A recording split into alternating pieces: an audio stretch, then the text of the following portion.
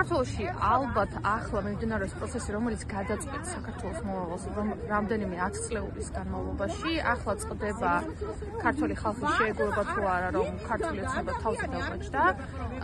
ვაპროტესტებთ ყველაფერს, რაც ქართულ ოცნებამ ჩაიდინა ბოლო 12 წლის განმავლობაში, მაგრამ განსაკუთრებით 26 ოქტომბერს ჩატარებულ და გაყალბებულ არჩევნებს. აღვნიშნავთ ამერიკის სანქციებს, რაც გუშინ დაედო ბიზნეს გიმონიშვილის წინააღმდეგ და პირველ რიგში მადლობას ვუხდით და მხარს ვუჭერთ იმ ადამიანებს, რომლებიც საქართველოში თავიანთი ჯანმრთელობის ფასად დგანან და აპროტესტებენ ყველაფერს. მე ვარ მაია დოლიძე, ცხოვრობ უკვე 20 წელზე მეტი ამერიკაში და upstate New York-დან ვარ, რომელიც თითქმის 2 საათია დაშორებული ამ ადგილიდან, მაგრამ იმდენად ჩვენთვის, აი როგორც ეხა დღეს რო აქ ვარ, იმას ნიშნავს, რომ იქ ვიყო ყოველდღე ჩვენ ამ დღეებით ვცხოვრობთ. ძალიან ემოციურია და გვინდა რომ ჩვენი ქვეყანა იყოს ისეთი, როგორიც გვინდა. აი არ ვიცი, განძნელია.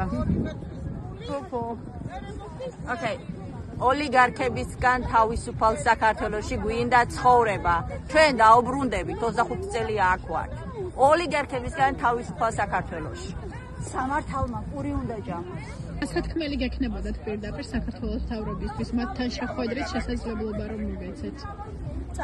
დატოვონ ქვეყანა და მისცენ ახალგაზრდებს და ხალხს თავისუფალი ცხოვრების ნება. ვაპროტესტებთ დღევანდელი ხელისუფლების ქმედებას.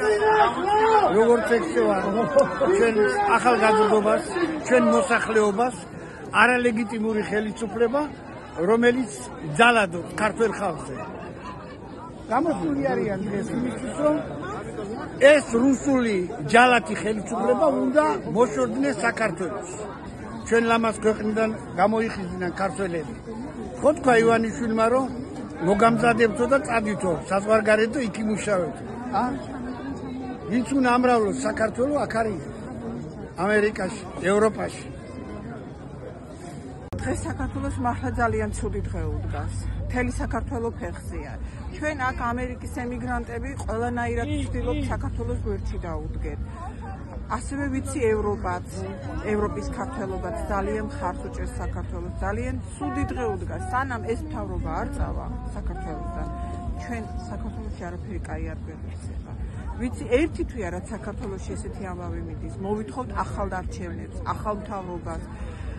ჩვენი შვილებისთვის, ჩემი შვილისთვის, თქვენი შვილებისთვის, ნათელ მომავალს, ბედნიერ მომავალს, იმიტომ რომ ის რაც ახლა საქართველოში ხდება, არც ერთ ქვეყანაში მე მგონი ესეთი რამე არ მომხდარა. ერთი თვე ჩვენი შვილები დგანან გარეთ იმისთვის რომ დაიცვან თავიანთი უფლებები, იმისთვის რომ იცხოვრონ ნათელ მომავალში. მე არ ვიცი რა უნდა ვთქვა. ჩვენ აქ ქართველი ემიგრანტები კიდევ ყველანაირად ვცდილობთ რომ გეთ ქართველებს გვერდში დაუდგეთ საქართველოს.